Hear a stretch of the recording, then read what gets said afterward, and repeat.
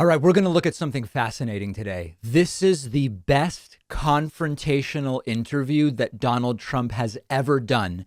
And you are going to see Steve Inskeep from NPR dismantle each lie that Trump tells. And you will see firsthand what happens when a real interviewer is placed in a position where he or she can actually counteract Trump's lies. This interview that I'm going to play for you here, this is a slow moving train wreck. The Jonathan Swan interview on Axios with Trump, where Trump held up maps and charts and said, "But you can't do that, sir." That was like a rapid train wreck. This is a slow moving train wreck where each claim Trump makes is refuted with fact by Steve Inskeep, and eventually Trump just hangs up the phone. Trump aborts the interview because it is going so poorly. Each time he's confronted, he moves on to another topic. I'm going to keep track of all the different claims so that then we can actually add them up. Beautifully done by Steve Inskeep. Let's just jump right in. Just have to point out Doug Logan, to name one of the states that you just named. Doug Logan, who ran the audit in Arizona that was set up by your allies, didn't find serious problems. This is a quote: "The ballots that were provided to us to count in the Coliseum very accurately correlate with the official canvass numbers." Right. He raised a bunch of administrative issues, but didn't find a problem that would have changed the result at all. The ballots may correspond, but look at the ballots themselves. The number of ballots doesn't mean anything. It's who signed the ballots, where did the ballots come from. What you really have to do in that report is look at the findings. And the findings are devastating for Arizona.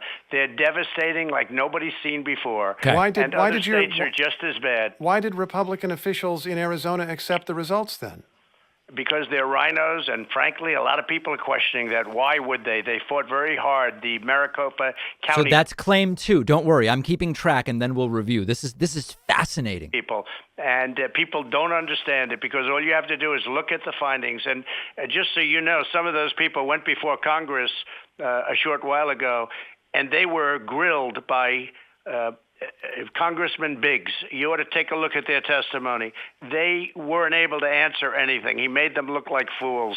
They couldn't answer a thing. They got up and gave a beautiful statement, and then when it came time to ask why this, why that, what about these votes, what about those votes, they looked like total fools. Let me read you some short quotes. The first is by one of the judges, one of the 10 judges you appointed who ruled on this, and there were many judges, but 10 who you appointed. Brett Ludwig, U.S. District Court in Wisconsin, who was nominated by you in 2020. He's on the bench, and he says, quote, "This court allowed the plaintiff the chance to make his case, and he has lost on the merits." Another quote, Corey Langhofer, your own campaign attorney in Arizona, November 12, 2020, quote, "We are not alleging fraud in this lawsuit. We are not alleging anyone stealing the election." And also Rudy Giuliani, your lawyer, November 18, 2020 in Pennsylvania, quote, "This is not a fraud case." Your own lawyers had no evidence of fraud. They said in court they had no evidence of fraud. Third claim. And the judges ruled against you every time on the merits. It was too early to ask for fraud and to talk about fraud. Rudy said that because of the fact it was very early, because that was obviously at a that was a long time ago. The things that have found out have more than bore out what people thought and what people felt and what people found. When you look at Langhofer, I disagree with him as an attorney. I did not think he was a good attorney to hire. I don't know what his game is, but I will just say this. You look at the findings, you look at the number of votes, go into Detroit and just ask yourself, is it true that there are more votes than there are voters? Look at Pennsylvania, look at Philadelphia. Is it true that there were far more votes than there were voters? It is not true that there were far. That's a pretty tough thing. That's a pretty tough problem. It is not true that there were far more votes than voters. There was an early count. I've noticed you've talked about this in rallies, and you've said reportedly this is true. I think even you know that that was an early report that was corrected later. Well, you take a look at it. Brilliant. You take a look at Detroit. In fact, they even had a hard time getting people to sign off on it because it was so out of balance. They called it out of balance. So you take a look at it. You know the real truth, Steve. And this election was a rigged election. Why is it that you think that the vast majority of your allies in the United States Senate are not standing behind you? We did have that statement by Mike Rounds.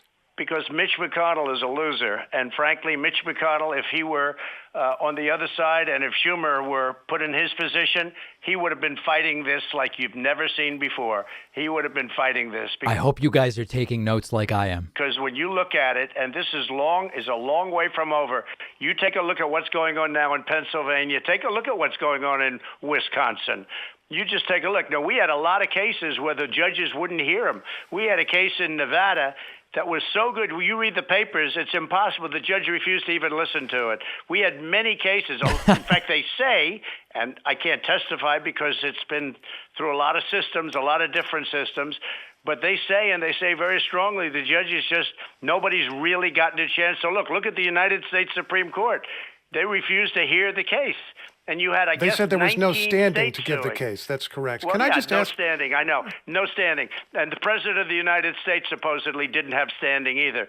So I wanted to file it myself. They said, sir, you don't have standing. I said, what? So, yeah, I mean, that's true. You know, if he is not a Pennsylvania voter, he's not a Wisconsin voter. Okay, we don't need to even focus on that. Now, in a second, Trump hangs up because he's just sick of this. Wait a minute.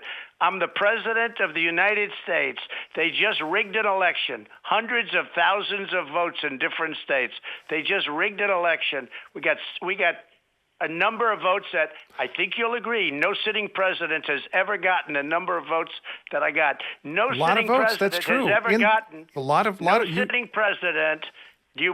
Nobody believes. You think Biden got 80 million votes? It's true. I don't believe it's it. true that you got more than any sitting president in the election you disputed. How come he couldn't? If I can, Mr. President. Let me ask you this question. How come Biden couldn't attract 20 people for a crowd? How come when he went to speak in different locations, nobody came to watch, but all of a sudden he got 80 million votes? Nobody believes If you'll forgive me, maybe because the election was about you. If I can just move on to ask, are you telling Republicans in 2022 that they must press your case on the past election in order to get your endorsement? Question. Is that an absolute? They're going to do whatever they want to do. Whatever they have to do, they're going to do. But the ones that are smart, the ones that know, you take a look at how Carrie Lake is doing, running for governor. She's very big on this issue. She's leading by a lot. People have no idea how big this issue is, and they don't want it to happen again.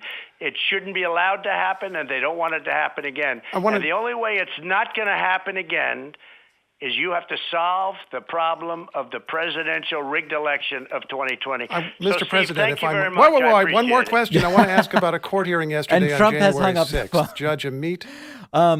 You know when he sort of like withers away. You know what happens if you take cotton candy and you put it under water?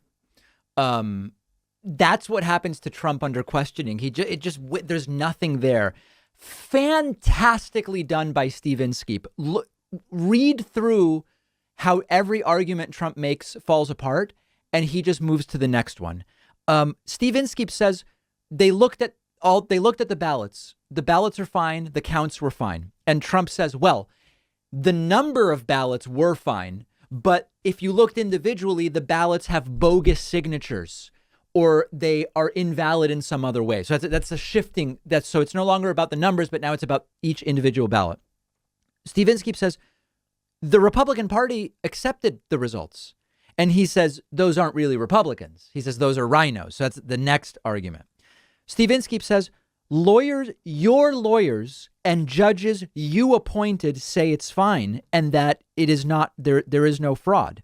And Trump says the lawyers were bad. And at that time, it was too early to claim fraud. It was of course, then the fraud had to be claimed later. Steve Inskeep says Pennsylvania and Detroit. Trump says in Pennsylvania and Detroit, there were more votes than voters. That's just completely untrue. And Steve Inskeep knows that. You can look it up yourself. It's public. There were not more votes than voters. Then Steve Inskeep asks, why are your Republican colleagues in the Senate not standing up for this? And he says, well, Mitch McConnell's a loser. Wow. Okay. Trump says it's not over in Pennsylvania and Wisconsin. There's still things happening. No, there aren't.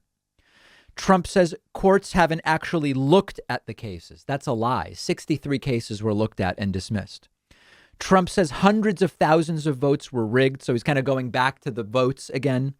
And then he says, how did Biden get 80 million votes if no one went to his events? And of course, Biden was being really cautious at the time because of COVID and wasn't really doing large events. So piece by piece, you have nothing. It evaporates like cotton candy when put underwater. You just have grains of sand there, nothing substantial of any kind. Excellent job by Steve Inskeep. One of our longtime sponsors is Monk Pack, giving you 20% off Monk Pack's keto nut and seed bars, which taste just like your favorite sweet snacks, but without the guilt, because they have only 1 gram of sugar, 2 to 3 net carbs, and 150 calories. A great snack if you're doing keto, if you're doing low carb, and if you just want a low sugar snack. I love the Monk Pack nut and seed bars. Great balance of sweet and salty, satisfyingly crunchy, soft and chewy. Because I like these so much, I use Monk Pack's subscription feature, sends them straight to my house on a regular basis, and saves me 10%. If you don't love Monk Pack as much as I do, they will refund you all your money. I think there's a really good chance Monk Pack nut and seed bars become your favorite go-to snack. Monk Pack is giving you 20% off your first order. Go to monkpack.com and enter the code PACMAN at checkout.